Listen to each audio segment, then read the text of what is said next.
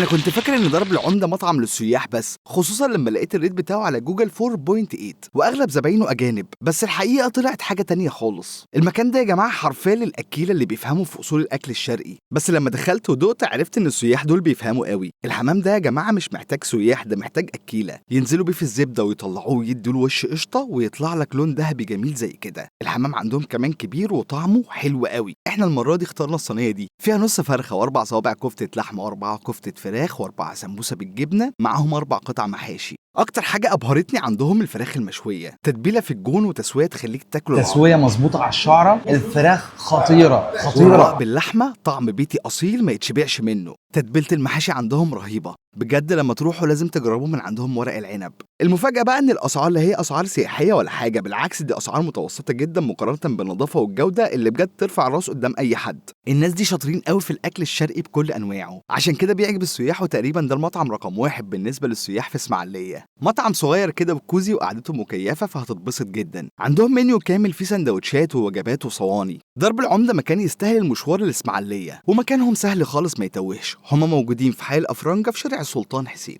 بس تفتكروا بقى اهل اسماعيليه عارفين المكان ده ولا مخبيينه للسياح بس؟